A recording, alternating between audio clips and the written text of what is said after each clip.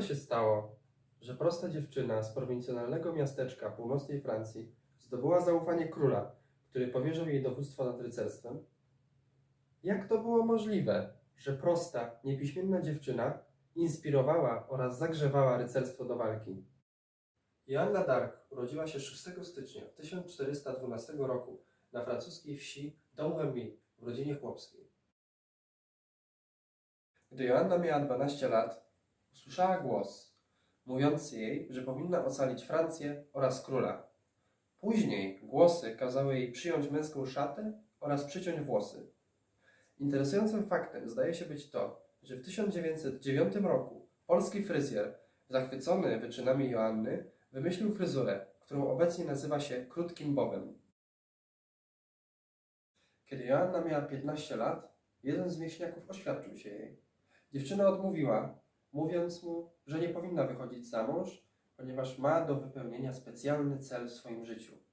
Później nikt już nie próbował poślubić Joanny.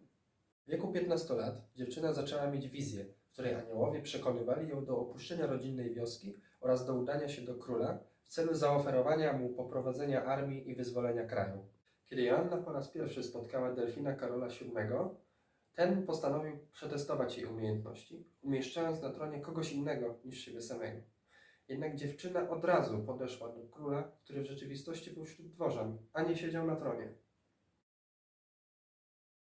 W maju 1429 roku wojska dowodzone przez Joannę pokonały Anglików. W jednej z bitew po stronie francuskiej wzięło udział około 1500 osób, a po stronie angielskiej 5000. Pomimo przewagi liczebnej Anglików, Francuzi zwyciężyli, tracąc 10 zabitych osób. W wyniku bitwy Orleans został odzyskany przez Francuzów. Po tym triumfie Joannę d'Arc zaczęto nazywać dziewicą orleańską, a Dzień Wyzwolenia miasta obchodzony jest do dzisiaj.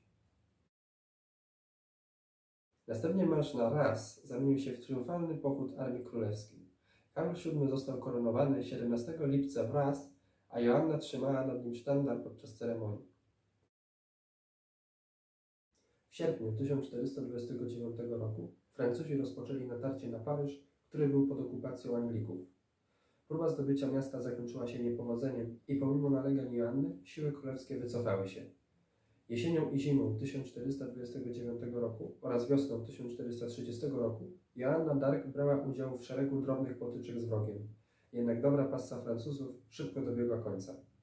Bowiem 23 maja 1430 roku Joanna d'Arc została pojmana przez Burgundczyków, którzy sprzedali ją Anglikom za 2000 talarów. Joanna spędziła długie miesiące w więzieniu. Była przetrzymywana w żelaznej klatce, mając zawiązany cep wokół szyi i nóg. Aby zdyskredytować ją w oczach Francuzów, przypisywano jej związek z diabłem. Była sądzona przez francuskich biskupów, którzy stanęli po stronie Anglików. Inkwizytorzy zagrozili dziewczynie torturami, jeśli nie przyzna się do współpracy z diabłem. Dziewczyna jednak dzielnie opierała się sędziom i w żaden sposób nie okazywała strachu. W maju 1431 roku Joanna d'Arc została spalona żywcem na centralnym placu miasta Rouen.